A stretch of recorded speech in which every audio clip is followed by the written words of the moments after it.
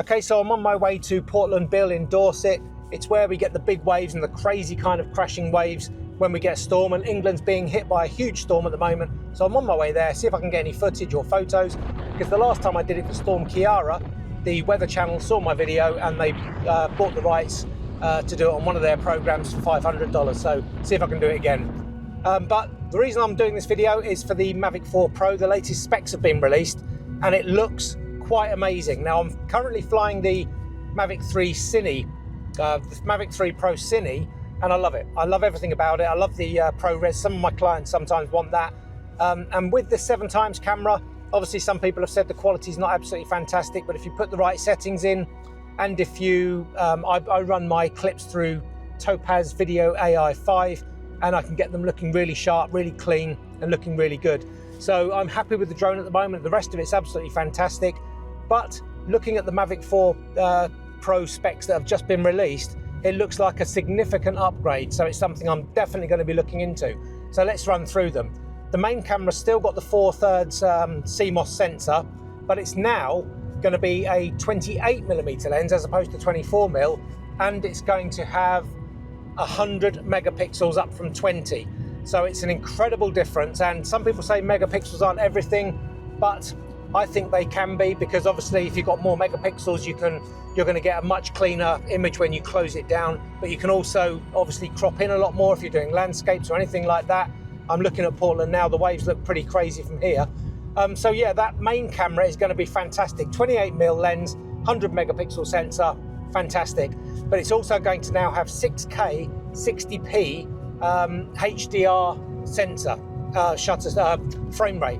So 6K, I'm hoping, and I've thought about this for a while, I was hoping it was going to be 6K open gate, which means like the Mini 3 Pro, Mini 4 Pro, you can actually turn that to do your social media stuff. If you've got 6K open gate, it means you won't have to do that. You can use everything on the same clip, pull all your social media stuff, and still have a good, decent 16:9 clip for your normal video work. So fantastic. Please have it open gate. 6K looks fantastic. And it says 4K 120. Now you've already got that on the Mavic 3 Pro, but you have to go to a different setting, a slow-mo setting. I'm hoping this is going to be just a basic setting in the normal kind of place where you can change it on the screen. So that's pretty good.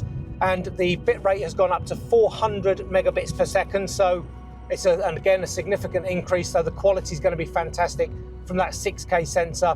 So looking forward to seeing what that looks like.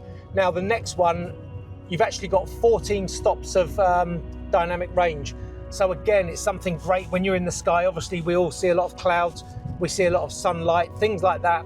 So we're going to obviously have better dynamic range, so our landscape's going to be better, hopefully the nighttime stuff as well. So another good improvement there. Next one is huge. You've got now dual native ISO.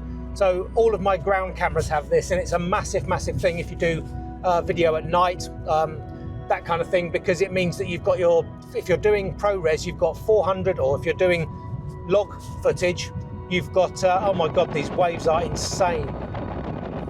You've got 400 base rate for ISO if you're doing ProRes, and then having a 1600 for nighttime is fantastic. You're going to get much, much cleaner footage at night. It's going to be amazing. So that's a huge upgrade, absolutely brilliant.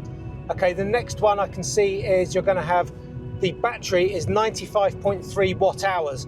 So it's a much bigger battery, so it's going to be heavier, and it does take the drone to 1,045 grams, which is over 1 kilogram, which means you're going to have to check out your local area to see what the basic laws are about flying over that sort of weight. So yeah, but it's a good improvement, because it means you've got a flight time of, on paper, 52 minutes, which is brilliant. So obviously the actual time will be more like maybe 43 to 45 minutes, but that's huge, absolutely brilliant. So another big upgrade there. Then you've got the Hasselblad 10-point starburst. Not sure if I like starburst. I'm not sure what that's going to do. It might look good if it's quite subtle, but if it's kind of a typical starburst, I'm not really a fan of that, but we'll have to wait and see. Next one is huge again. You've got a stepless electronic ND filter built in from ND4 to ND64. That's amazing. That is absolutely fantastic, because there's nothing worse than getting the drone in the sky, having to land it because you've got the wrong ND filter on. Obviously you can get the variable ones, forgot the name then, So you can get variable, but it still means you have to land. It can't do it electronically. So if you can do this and change the ND from the actual Air, that is amazing. So it's a huge upgrade, absolutely brilliant. So I've said about the weight, and you've got OcuSync 4, which will go up to 40 kilometers on paper, they say. Now, obviously, we're not going to be flying 40 kilometers away, but what it does mean is that you're going to have a much stronger signal if you tend to fly behind trees, behind buildings, that kind of thing. So it's going to be quite amazing. So again, stronger signal with everything else, looks fantastic. And there's a 240 watt charger, which is going to be useful for that much bigger battery. So all in all, everything looks absolutely amazing. So I'm really impressed with it. So like I say, going from the Mavic 3 Pro Cine, I was wondering if it was actually going to be a significant upgrade for me to actually go up and upgrade, but it actually looks like it is. So I'm hoping this could potentially be my forever drone. With those kind of specs, it's looking like, what else would you need? I know we say this every time, but with 6K open gate, 4K 120, megabit rate, dual native ISO, everything else that goes with it. Now, I'm not sure about the 3 cameras and how they're going to be. I'm not sure if they're going to improve the size of the sensors to 1 inch. So if you've got a 1 inch 7x zoom camera, that'd be amazing. If we get better sensors for the 3 cameras and all of those other bits and pieces, there's really not a lot else you would need from a drone. It's just fantastic. So fingers crossed these are the actual specs and maybe even some additions.